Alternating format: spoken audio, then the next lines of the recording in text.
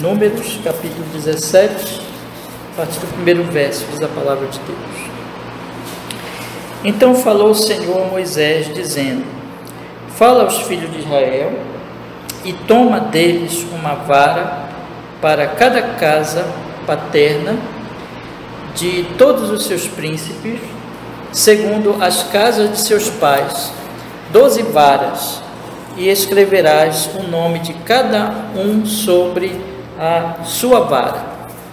Porém o nome de Arão escreverás sobre a vara de Levi, porque cada cabeça da casa de seus pais terá uma vara, e as porás na tenda da congregação perante o testemunho, onde eu virei a vós. E será que a vara do homem que eu tiver escolhido florescerá. Assim farei cessar as murmurações dos filhos de Israel contra mim, com que murmuram contra vós. Vamos orar? Vamos pedir que Deus fale conosco. Ó Senhor, nós estamos hoje aqui com o propósito de mais uma vez lermos, Senhor, um capítulo da sua palavra, meditarmos nele.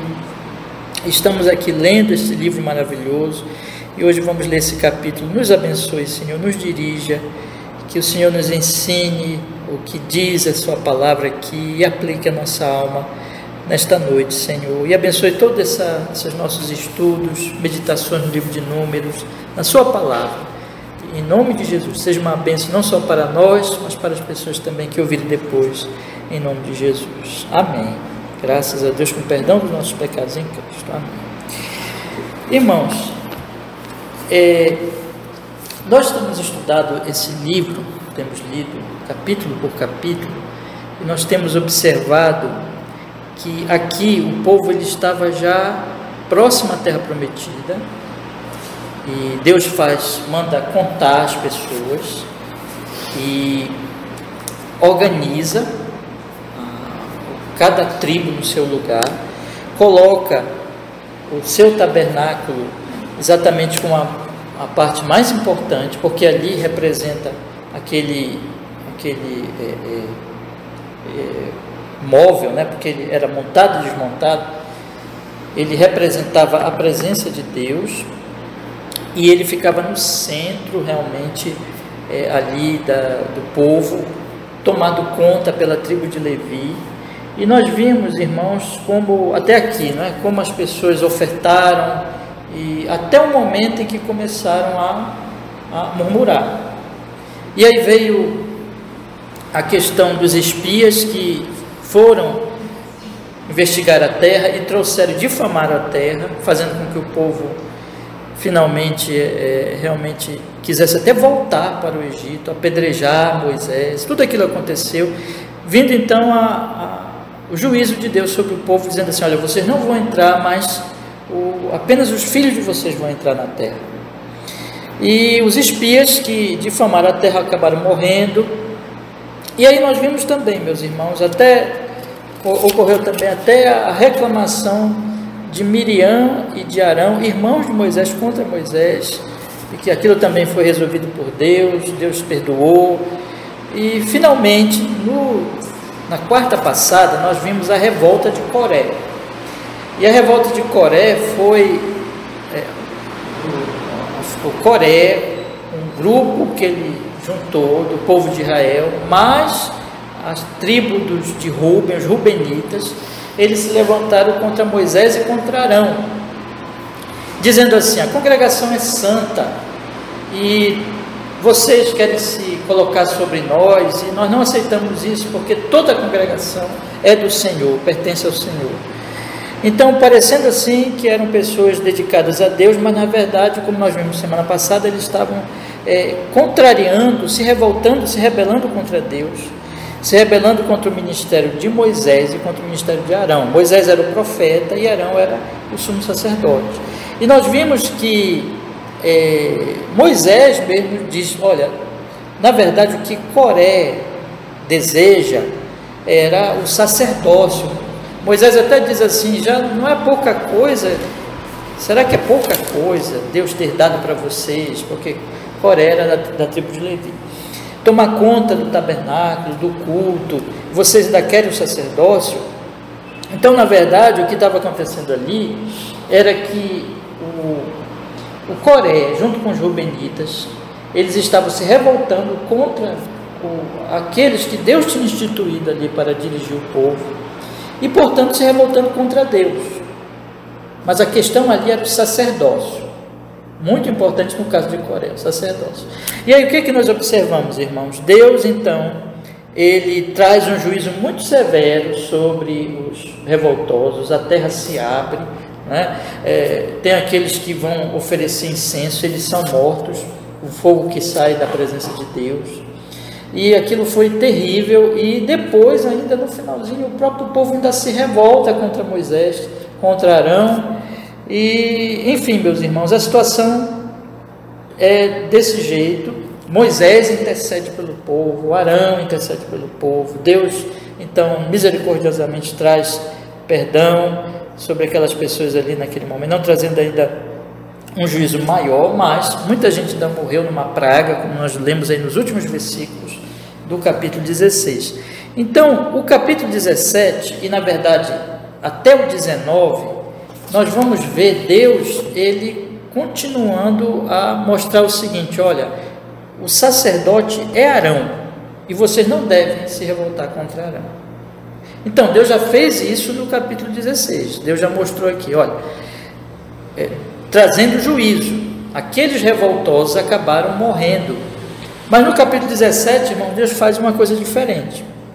O que Deus faz? Deus propõe um teste através de varas, em que cada um dos cabeças das tribos, eles teriam que trazer a sua vara, colocar o seu nome lá, e a vara que florescesse seria daquele homem escolhido por Deus, como nós lemos aqui no versículo 5. E será que a vara do homem que eu tiver escolhido florescerá, e assim farei cessar as murmurações dos filhos de Israel, observe, contra mim, com quem murmuro contra vós. Eu chamo a atenção de vocês aqui para esse contra mim, contra vós. Deus está dizendo aqui: eu vou dar uma prova adicional de que o meu escolhido é Arão, e aí então, para que eles parem de murmurar contra mim, quando eles murmuram contra vocês.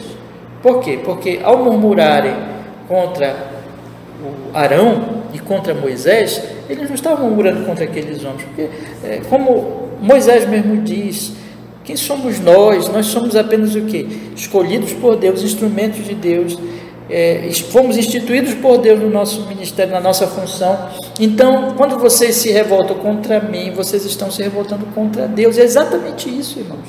Eles estão se revoltando contra Deus. Então Deus, na sua bondade, na sua misericórdia, Ele vai dar agora uma prova adicional de que o escolhido realmente por Ele é Arão.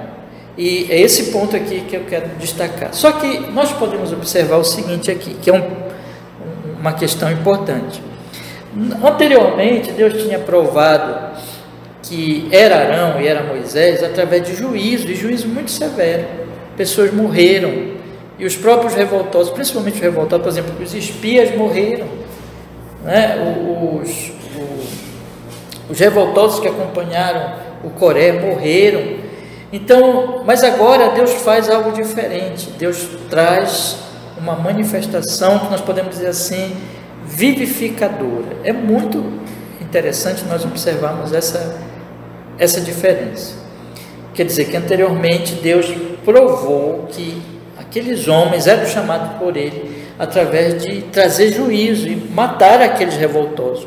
Mas agora Deus vai trazer uma demonstração de vida através da vara que vai florescer, né? Então, essas coisas, irmãos, elas não são assim, como é que eu posso dizer para vocês? Sem significado. Quando Deus ele traz juízo, Deus ele está mostrando a sua vontade. Quando Deus ele floresce, ele vivifica, Deus está mostrando a sua vontade.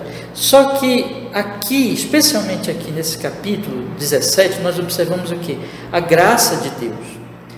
Vocês Vocês sabem, vocês conhecem a Bíblia, que a Bíblia é cheio de exemplo de quando Deus está operando, está tendo uma edificação ou vivificação, né? Por exemplo, o apóstolo Paulo, ele diz que a igreja é o corpo de Cristo, que Cristo é o cabeça, não é uma coisa orgânica, né? É um corpo, tem vida. O Senhor Jesus Cristo mesmo disse: eu sou a videira verdadeira, vocês são as varas, vocês estão ligados a mim, e quando vocês estão ligados a mim, vocês dão fruto. O apóstolo Paulo, em outra ilustração, ele diz também que nós somos edifício de Deus, e até mesmo lavoura de Deus, né? Mas edifício, apesar de edifício ser uma coisa que não tem vida, mas é algo que está sendo feito, construído, está sendo edificado, e para habitação, Paulo vai dizer, para habitação de Deus, que inclusive o tabernáculo, que é também um edifício, que é uma coisa que foi levantada para ali Deus habitar simbolicamente entre o povo. Então, tudo isso está apontando o quê? A presença vivificante de Deus, a presença de Deus ali, vivificando através do seu sumo sacerdote Arão. E é claro que tudo aqui está ligado, tudo isso no Antigo Testamento é alguma coisa que vai apontar sempre para a pessoa de Jesus, e dizendo assim para nós: olha, para essas pessoas aqui, e hoje nós, já que vivemos no tempo do Novo Testamento, da Nova Aliança, nós podemos olhar de forma aqui para trás, né? Eles olhavam para frente, nós olhamos para trás e podemos observar isso, podemos dizer assim: olha, Deus, ele estava ali mostrando como ele iria vivificar, e como aquele homem, Deus estava operando na vida dele, e Deus dá esse exemplo da vivificação. Então, o que nós notamos aqui, irmãos? Aqueles que se voltam, e nós vamos observar aqui que Deus não quer que as pessoas morram.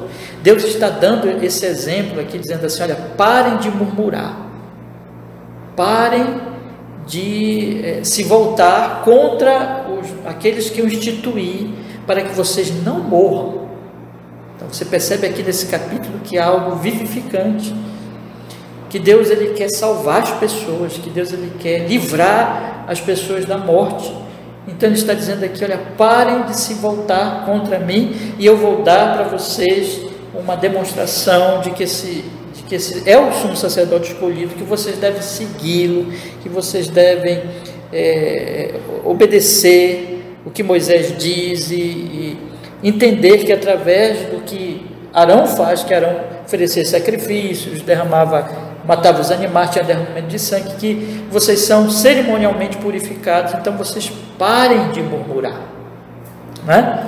Então eu quero ler de novo aqui, já li com vocês, mas eu quero ler de novo o primeiro versículo, o versículo 5, para que vocês notem exatamente isso. Olha só, vou ler de novo. Então falou o Senhor a Moisés, dizendo: fala aos filhos de Israel, e toma deles uma vara para cada casa paterna de todos os seus príncipes, segundo as casas de seus pais, 12 varas, e escreverás o nome de cada um sobre a sua vara, porém o nome de Arão escreverás sobre a vara de Levi, porque cada cabeça da casa de seus pais terá uma vara, e as porás na tenda da congregação perante o testemunho, onde eu virei a voz. Então a tenda da congregação, o que era? Era exatamente, irmãos, o que Deus está dizendo é que eles iam colocar perante o testemunho, no tabernáculo, perante a arca, e não era qualquer um que entrava ali, não é? Era somente os sacerdotes e assim por diante. Então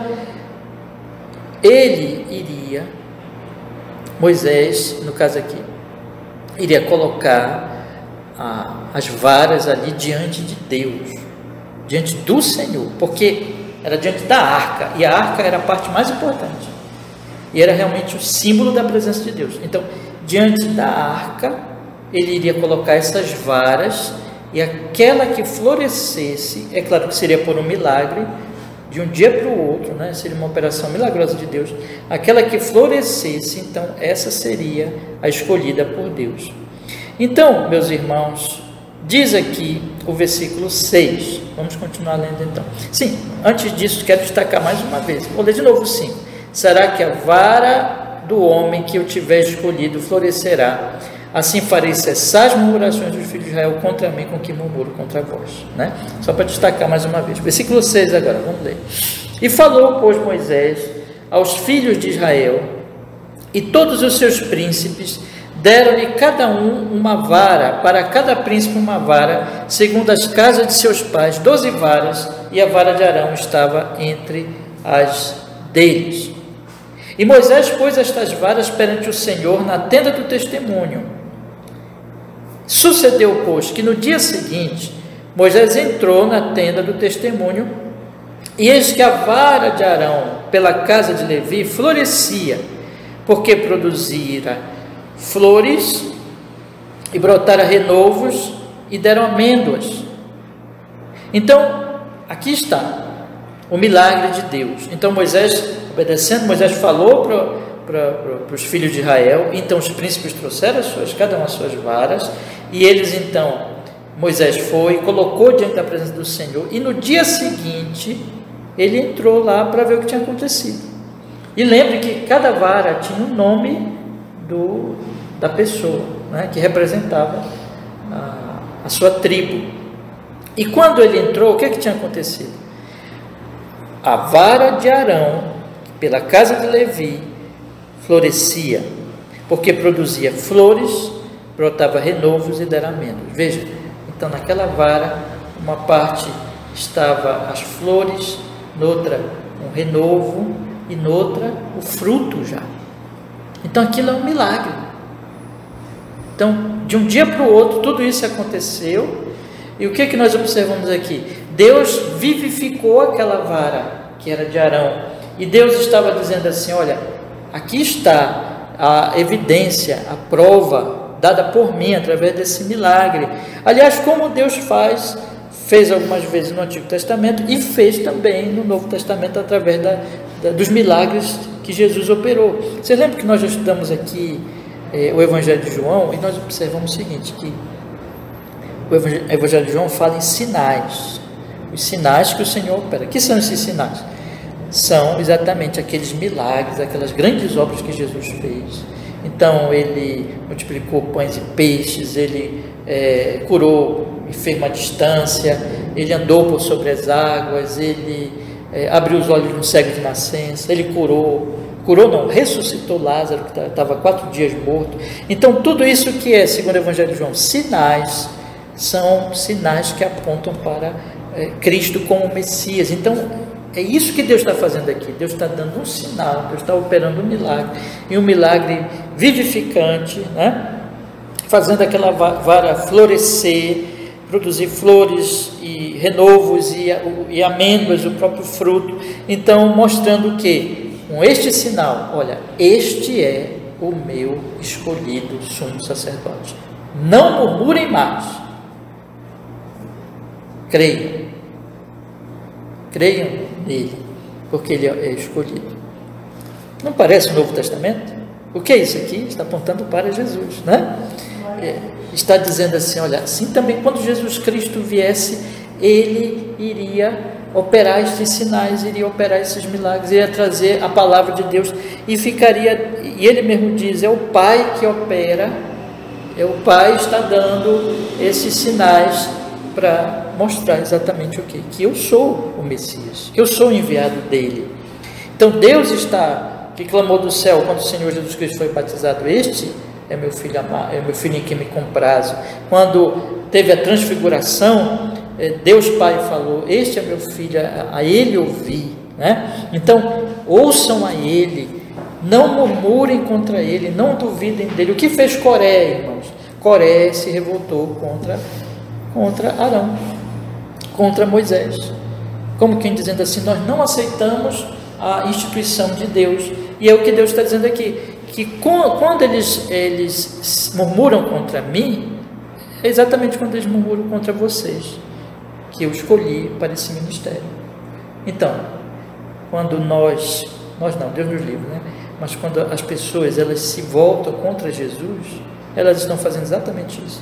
elas estão murmurando contra aquele que é o escolhido de Deus. Mas vamos continuar aqui, meus irmãos. Veja o que acontece a partir do versículo, vamos ler desde o 9 aqui.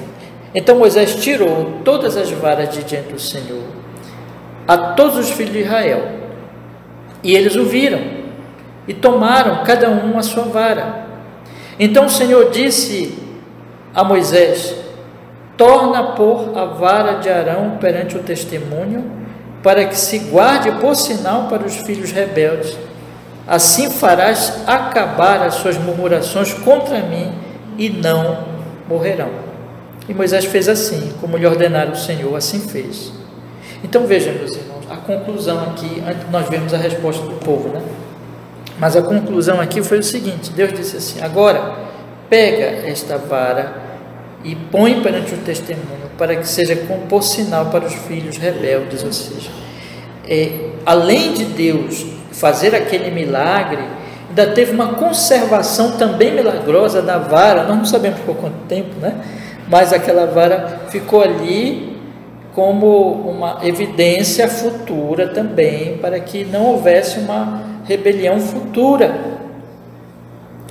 mas que as pessoas elas pudessem, então, olhando a vara, lembrar: opa, quem é o sumo sacerdote escolhido? É Arão, é a família de Arão, e os filhos, para que se guarde por sinal, versículo 10, para os filhos rebeldes. Qual é o resultado que Deus queria? Assim fará acabar suas murmurações contra mim. Para quê, irmãos?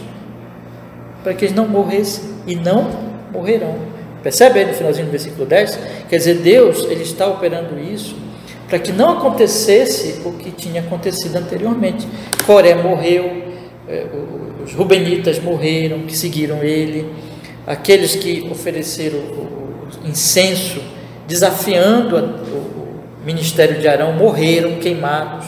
Então, para que isso não acontecesse mais, para que pessoas não morressem mais, está aqui a prova. Então Deus está dizendo aqui o que? Não morram, não murmurem, para que vocês não morram, creiam. Então aqui é o Evangelho, meus irmãos, é o Evangelho que está aqui tipificado, porque é a mesma pregação de Cristo, a mesma pregação que nós temos hoje. Nós dizemos o quê? Você não precisa morrer, você não precisa ser condenado, você deve se arrepender, deve parar de murmurar contra Deus, se voltar contra Deus, se rebelar contra Deus, baixar suas armas, se arrepender, pecador, e confiar naquele que Deus escolheu, o rei ungido por ele, como diz lá no Salmo 2, que é o Senhor Jesus Cristo. E quando vocês fazem isso, vocês então não morrem, vocês são salvos. Então, agora nós vamos observar, para nós encerrarmos aqui a nossa meditação de hoje, a reação do povo. Veja, o versículo 12 em diante. Esse é um capítulo bem pequeno, perto dos que nós já lemos aqui. Então diz assim: então falaram os filhos de Israel a Moisés, dizendo: eis aqui, nós expiramos, perecemos, nós todos perecemos. Todo aquele que se aproximar do tabernáculo do Senhor morrerá. Seremos, pois, todos consumidos? Veja que até alguns comentaristas colocam assim: eles não aceitaram, eles se revoltaram, eles estão dizendo que nós vamos todos morrer, não tem jeito para nós. Mas eu fico com aqueles comentaristas que entendem que, na verdade, aqui, meus irmãos, é como, vocês lembram daquela pregação primeira pregação de Pedro em Atos 2, quando Pedro prega o Evangelho e a audiência, movida pelo Espírito Santo, diz: o que faremos, irmãos? Né? E aí ele diz: arrependam-se, salvai-vos desta geração perversa, arrependam-se e sejam batizados, creiam, e vocês serão salvos. Essas pessoas aqui, meus irmãos, quando elas ouvem isso, elas então compreendem que elas precisam de Arão, elas precisam de um mediador. Vocês estão entendendo? Porque quando elas dizem assim: olha, quando elas dizem: então falaram os filhos de Israel: eis aqui nós expiramos, perecemos, nós todos perecemos, todo aquele que se aproximar do tabernáculo do Senhor morrerá, seremos pois todos consumidos. Naturalmente elas lembram do que elas já fizeram, elas lembram do que já aconteceu com os que tinham pecado, elas se sentem também ali, sentem os seus próprios pecados, e elas dizem: nós vamos perecer. E vamos meditar semana que vem, se Deus quiser, no capítulo 18, sobre o sacerdócio, sobre o sustento do sacerdócio e assim por diante. Mas aqui tudo o texto está conduzindo o seguinte: eles precisavam de Arão. Arão, veja o que acontecia, observe o que acontecia. Eram 12 tribos, mas uma tribo era que tomava conta do tabernáculo, e somente essa tribo que desmontava, montava, transportava, montava de novo, né? E fazia todo esse trabalho, mas eles, mesmo os da tribo, não podiam ver os utensílios eram cobertos, porque isso era muito sério, irmãos, isso representava a presença de Deus. Então, pouquíssimo, na verdade, somente o sumo sacerdote, ele entrava naquele santíssimo lugar, num dia especial, para oferecer o sacrifício pelo povo. Tinha muitos sacrifícios, mas tinha um sacrifício especial, o dia da expiação, em que ele entrava naquele santíssimo lugar. Então a coisa era seríssima. O que o texto está mostrando? O que toda essa, vamos dizer assim, essa arrumação que Deus deu está mostrando? Que o povo não podia se aproximar do tabernáculo a não ser pelo ministério sacerdotal. Os sacerdotes, especialmente o sumo sacerdote, ele representava Deus, representava o povo diante de Deus, levava os sacrifícios e purificava o povo cerimonialmente ali diante de Deus. E o escritor aos Hebreus vai dizer o seguinte: o sangue de bodes, de bois, de animais não pode purificar pecados. O que purifica pecados é o sangue de Jesus. Então tudo aqui está apontando para quê? Que nós não podemos nos aproximar do Deus Santíssimo. Irmãos, Deus é tão santo e nós somos pecadores, que sem Cristo, sem o sumo sacerdote, nós não podemos nos aproximar. Mas em Cristo nós temos livre acesso, né? Então nós podemos chegar à presença de Deus quando nós confiamos no Senhor Jesus Cristo. Então, quando as pessoas lá em Atos 2 perguntam: o que faremos? Aí Pedro diz: vocês precisam se arrepender, vocês precisam confiar no Messias que morreu e ressuscitou. E aqui é exatamente isso, irmãos. Seremos consumidos? E qual é a resposta da palavra de Deus? Não, se vocês ouvirem, se vocês entenderem que precisam aceitar o sacerdócio de Arão. Então tudo aqui era cerimonial, né? Mas aponta o quê? Para a nova aliança com o Senhor Jesus Cristo. Eu queria então encerrar, meus irmãos, com apenas algumas reflexões rápidas aqui para nós, né? O que é que nós observamos aqui nesse capítulo, irmãos? Que Deus é que salva, tudo é Deus aqui operando, né? Então, como Deus dizendo assim: eu não quero que vocês morram, então parem de murmurar. E o que é que eu vou fazer para vocês não murmurarem mais? Eu vou dar uma prova adicional, eu vou fazer a vara de Arão, o meu escolhido, florescer. Então Deus tanto não quer que o povo morra, ou seja, Deus quer que o povo viva, e Deus dá uma prova de vida, né? Deus faz florescer. O que é isso? Vida. E Deus diz assim para eles agora: então parem de murmurar e vocês não vão morrer. Como é que se aplica a nós hoje, irmãos? É que nós não devemos nos voltar contra Deus e contra Cristo, porque isso é fatal, né? Não existe salvação, não existe esperança fora de Jesus, não existe. Mas todo aquele que se dobra diante de Deus, que se humilha, que crê no Senhor Jesus Cristo, esse, como ele disse mesmo, né? Aquele que crê em mim, mesmo que morra, viverá. Ele é o que dá vida, Ele é a videira verdadeira, Ele que nos faz florescer, meus irmãos. E Ele faz isso porque Ele ofereceu o sacrifício, não de animais, mas de si mesmo, para que nós pudéssemos ser salvos. Então, nessa noite, eu quero convidar vocês, meus irmãos, a nós pensarmos nisso, nós aplicarmos a nossa vida e nos alegrarmos, né? Consolarmos com o que Deus fez no seu Filho Jesus para a nossa salvação e nossa vida. Amém? Vamos orar, vamos pedir que Deus Ele nos fortaleça cada vez mais nessa verdade. Vamos orar.